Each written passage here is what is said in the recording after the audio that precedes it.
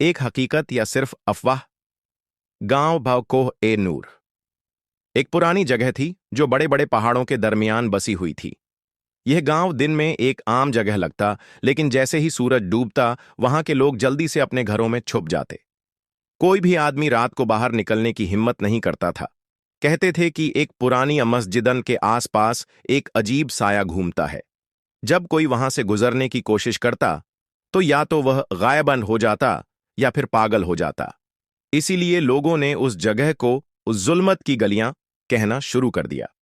एक दिन सामी स्वार्ज नाम का एक नौजवान जो नए शहर से वहां आया था, उसने यह अफवाह सुनकर हंसी उड़ाई।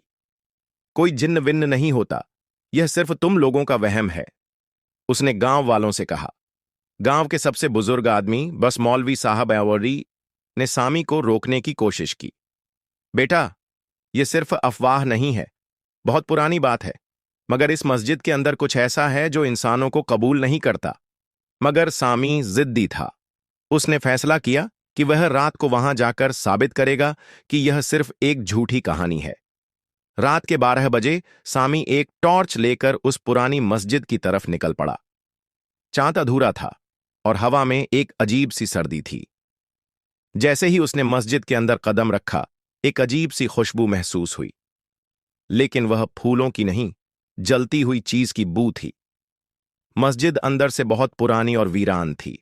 मकड़ी के जाले हर जगह थे और एक पुरानी कुरान की किताब एक रफाक पर पड़ी थी। सामी ने आगे बढ़ने का फैसला किया। जैसे ही उसने एक कदम और आगे रखा, उसके कानों में एक किसी के जोर जोर से हंसने की आवाज आने लगी। वह रुका। उसने इधर उधर देखा, लेकिन वहां कोई नहीं था। फिर अचानक एक तेज ठंडी हवा का झोंका आया और टॉर्च की रोशनी हल्की होने लगी। सामी ने घबराकर कुरान की किताब उठाई, मगर जैसे ही उसने किताब को हाथ लगाया, एक और काला धुआं बाता उसके सामने उभरने लगा। उस धुएं के अंदर से एक लंबी और भयानक शक्ल निकलने लगी। आंखें आग की तरह लाल, चेहरा अकाला और जला हुआ, और आवाज ऐसी जैसे डाक कई लोग एक साथ चीख रहे हों। किसने मेरी नींद खराब की? वह साया गरजा। सामी का सांस जम गया। उसने जिंदगी में पहली बार महसूस किया कि मौत कितनी करीब हो सकती है।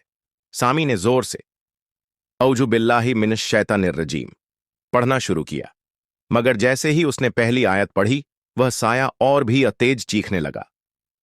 अचानक मस्जिद की दीवारें हिलने लगीं। लगता था जैसे जमीन हिलेगी और सामी वहीं डूब जाएगा। मगर फिर उसको मौलवी साहब की एक बात याद आई। अगर कभी किसी बुरी चीज का सामना हो तो सिर्फ आयतुल कुर्सी पढ़ना। यह अल्लाह की सबसे ताकतवर आयत है। सामी ने हिम्मत जोड़कर आयतुल कुर्सी बिना पढ़ना शुरू किया। जिन्न जोर से चीखा। उसका चेहरा तोड़ मरोड़ गया, उसका बदन जलने लगा और धीरे धीरे वह धुआं बनकर हवा में गायब हो गया। सामी जब सुबह उठा तो वह मस्जिद के अंदर ही पड़ा था।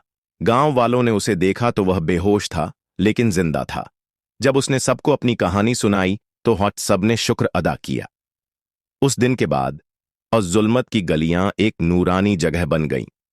मौलवी साहब ने वहां कुरान की तिलावत शुरू की और धीरे धीरे वहां का डर खत्म हो गया।